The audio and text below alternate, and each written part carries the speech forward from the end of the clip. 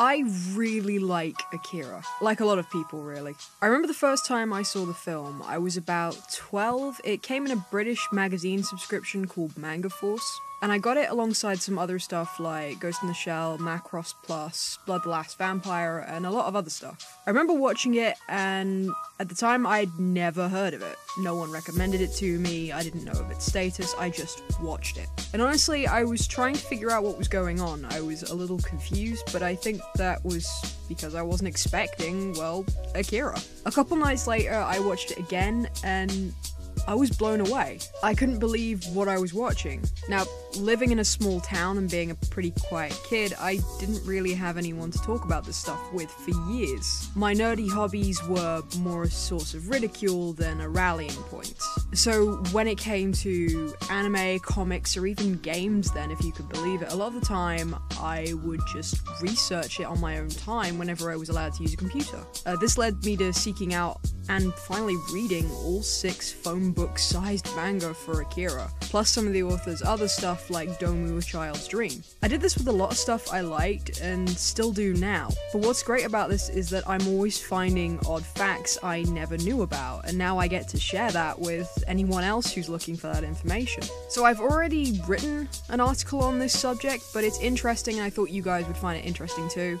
And I kind of touched on it on a video on my old channel, but that video was more me rambling to a camera so I could get work done, so here goes. The film Akira is typically noted as an adaptation of the 6 large books. The books were originally written and illustrated by Katsuhiro Otomo, with the film also directed by him. But in reality, the film is an incomplete story. When comparing the films to the books, we get the ending of the series cut straight into the end of the 2nd book. It follows the story pretty closely, with plenty of reasonable changes, before bringing us a climactic ending.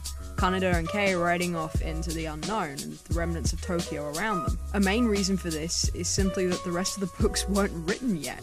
The ending of the film was actually the inspiration for the ending of the books. The Akira manga started production in late 1982 and ran until mid-1990. With the film, we got a Japanese theatrical release in July of 1988, with the earliest material released being in 1987. This means that by the time the Akira film was agreed upon and a story was written out, the books were at best at a halfway point. So we can see this as some odd form of a source material being influenced by something that was adapted from itself, if you can even understand that sentence. For a Western example, let's take Scott Pilgrim, or as the film is called, Scott Pilgrim vs. the World. A very similar thing happened here when Brian O'Malley was approached for film rights for his series. He'd only really finished the 1st book.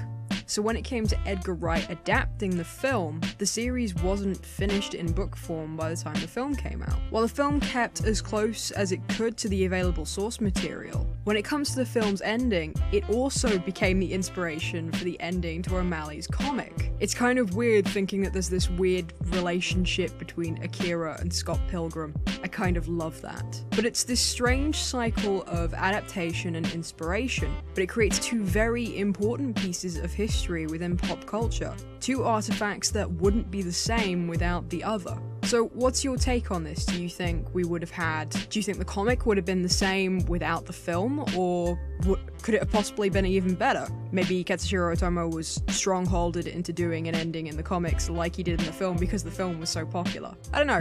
Leave your thoughts down below. Till next time.